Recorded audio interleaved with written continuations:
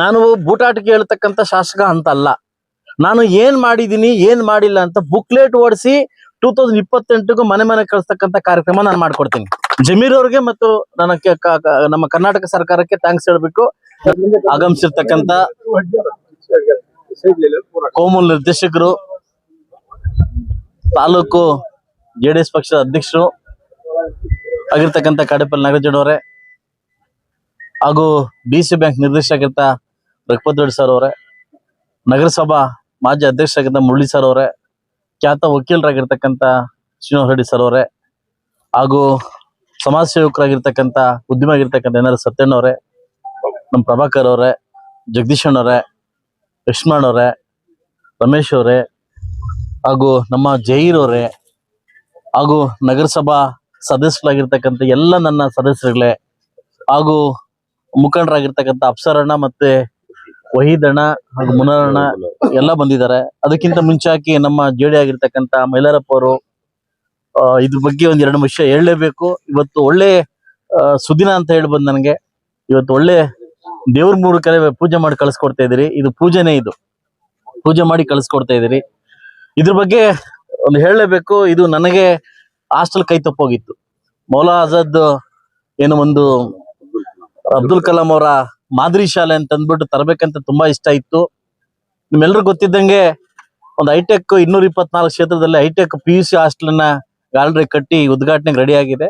ಅದೇ ಮಾದರಿಯಲ್ಲಿ ಕೂಡ 5,20,20,00,000ದಲ್ಲಿ 5,20,00,000ದಲ್ಲಿ ಒಂದು ಮಾದರಿ ಶಾಲೆಯನ್ನ ನಿರ್ಮಾಣ ಮಾಡ್ಬೇಕಂತ ನಾನು ಲಾಸ್ಟ್ 2ನೇ ಸೆಷನ್ ಅಲ್ಲಿ ಜಮೀರ್ ಅವ್ರಿಗೆ ಕೇಳಿದಾಗ ಇದು ನನಗೆ ಮಧುಗಿರಿಗೆ ಹೋಗ್ಬಿಟ್ಟಿತ್ತು. ನಾನು ಪರ್ಸನಲ್ ಆಗಿ ಮೀಟ್ ಮಾಡಿ, ಇಲ್ಲ ಈ ಹಾಸ್ಟೆಲ್ ನನಗೆ ಬೇಕೇ ಬೇಕು, ಇಲ್ಲಾಂದ್ರೆ ನೀವು ಮುಸ್ಲಿಂ ಅವ್ರಿಗೆ ನಮ್ಮ ಮಕ್ಕಳಿಗೆ ನೀವು ನಮ್ಮ ಜನಾಂಗಕ್ಕೆ ಮೋಸ ಮಾಡ್ದಂಗೆ ಅಂದ್ಬಿಟ್ಟು ಅವ್ರಿಗೆ ಕಿತ್ತಾಡಿ ಇದನ್ನ ನಾನು ಮಾಡ್ಕೊಂಬಂದೆ. ಇದನ್ನ ಮಾಡ್ಕೊಂಬರ್ಬೇಕಾದ್ರೆ ನಮ್ಮ ರೋಷನ್ ಅಳ್ಳು ಹೇಳಲೇಬೇಕು. ಇವಾಗ ನನಗೆ ಸುಮಾರು ಸರ್ ಲೆಟರ್ ಕೊಟ್ಟಿದ್ರು. ಯಾಕಂದ್ರೆ ಈ ದರ್ಗಾಗೊಂದು ನನಗೊಂದು ಲೆಟರ್ ಇದು ಬೇಕು, ಐಮಾಸ್ ಬೇಕು, ಗೋಡೆ ಬೇಕು, ನನಗೊಂದು ಶಾಲೆ ಬೇಕು ಅಂತ ಹೇಳಿದ್ರು. ಸೊ ನಮ್ಮ ಜೈರು ನಮ್ಮೆಲ್ಲ ಕೌನ್ಸಿಲರ್ಸ್ ಕೂಡ ನನಗೆ ಲೆಟರ್ ಕೊಟ್ಟಿದ್ರು. ಅಣ್ಣ ನೆಕ್ಸ್ಟ್ ನಮ್ಮ ಏನಾದ್ರು ಮಾಡಿ ನಮ್ಮ ಮುಸ್ಲಿಂ ಜನಾಂಗ ಏನಾದ್ರು ಮಾಡ್ಬೇಕಂತ ಎಲ್ಲ ನನಗೆ ಒತ್ತಾಯದ ಮೇಲೆ ನಾನೇ ಪರ್ಸನಲ್ ಆಗಿ ಜಹೀರ್ ಅವ್ರು ಮೀಟ್ ಮಾಡಿ ಜಮೀರ್ ಅವ್ರನ್ನ ಮೀಟ್ ಮಾಡಿ ಈ ಶಾಲೆನ ಹಾಕೊಂಡ್ ಬಂದಿದ್ದೀನಿ. ಕೇವಲ 8 ತಿಂಗಳಿಂದ 9 ತಿಂಗಳ ಒಳಗಡೆ ಈ ಒಂದು 1,250 ಜನ ಮಕ್ಕಳ ವಾಸ ಮಾಡ್ಲಿಕ್ಕೆ ಹಾಗೂ ಓದ್ಲಿಕ್ಕೆ ಒಂದು ವ್ಯವಸ್ಥೆಯನ್ನ ಮಾಡಿದ್ವಿ. ಈಗಾಗಲೇ ಇದು 3 ತಿಂಗಳಿಂದ ಪೂಜೆ ಮಾಡ್ಬೇಕಾಗಿತ್ತು. ಕಾರಣಾಂತರಗಳಿಂದ ಪೂಜೆ ಮಾಡಕ್ ಆಗ್ಲಿಲ್ಲ. ಅದು ಸಮಯ ಸಂದರ್ಭ ಬಂದಾಗ ಆ ಪೂಜೆಗೆ ಆ ದೇವ್ರು ನೆರವೇರಿಸ್ಕೊಟ್ಟಿದ್ದಾರೆ.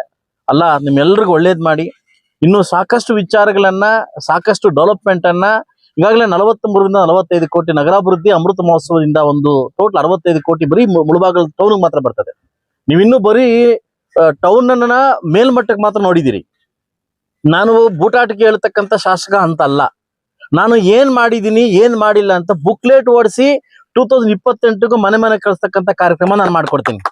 60ರಿಂದ 68 ಕೋಟಿ ಒಳಗಡೆ ಈಗಾಗಲೇ ಈ ವರ್ಷದಲ್ಲಿ ನಮಗೆ ನಗರಾಭಿವೃದ್ಧಿಗೆ ಮಾತ್ರ ಬರ್ತದೆ.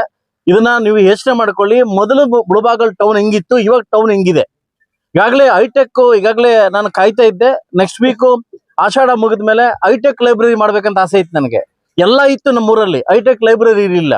ಈಗಾಗಲೇ ಅನುದಾನವನ್ನು ಬಿಡುಗಡೆ ಮಾಡ್ಕೊಂಡ್ ಬಂದಿದ್ದೀನಿ. ಹೈಟೆಕ್ ಲೈಬ್ರರಿ 1.5 ಕೋಟಿ ಕಾಮಗಾರಿ, 50 ಲಕ್ಷ ಕಾಮಗಾರಿ, 1.5 ಕೋಟಿ ಪೀಠೋಪಕರಣ. ಹೈಟೆಕ್ ಲೈಬ್ರರಿ ಇಲ್ಲಿವರೆಗೂ ಡೂಪ್ಲೆಕ್ಸ್ ಲೈಬ್ರರಿ ಇರಲಿಲ್ಲ. ಈ ಲೈಬ್ರರಿ ಸ್ಟಾರ್ಟ್ ಮಾಡ್ತೀನಿ. ನೆಕ್ಸ್ಟ್ ಮಂತ್ ಆಷಾಢ ಆದ್ಮೇಲೆ ಪೂಜೆ ಮಾಡ್ಕೊಡ್ತೀನಿ. ನನ್ನ ಧ್ಯೇಯ ಏನು ಅಂತಂದ್ರೆ, ನನಗೇನ್ ಸಿಕ್ಕಿಲ್ವೋ ನನ್ನ ಇರ್ತಕ್ಕಂಥ ಮುಳಬಾಗಲ್ ತಾಲೂಕಿನ ಮಕ್ಕಳು ಸಿಗ್ಬೇಕು ಅನ್ನೋದು ನನ್ನ ಧರ್ಮ. ಯಾಕಂದ್ರೆ ನಾನು ಬಹುಶಃ ನನ್ನ ತಂದೆ ತಾಯಿ ಏನಾದ್ರು ಶಕ್ತಿ ಇದ್ದಿದ್ರೆ ನಾನು ದೊಡ್ಡ ಮಟ್ಟಕ್ಕೆ ಓದ್ತಾ ಇದ್ದಿದ್ದೆ.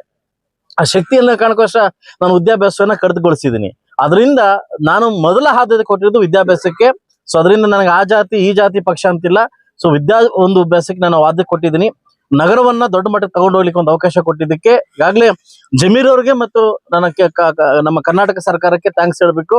ನನಗೆ ಈ ಹಾಸ್ಟೆಲ್ ಕೊಟ್ಟಿದ್ದಕ್ಕೆ ನಿಮಗೆ ನಮ್ಮ ಮುಳಬಾಗಲ್ ತಾಲೂಕಿನ ಎಲ್ಲ ಮೈನಾರಿಟಿ ಪರವಾಗಿ ನಿಮಗೆ ಧನ್ಯವಾದನ ಹೇಳಕ್ ಇಷ್ಟಪಡ್ತೀನಿ.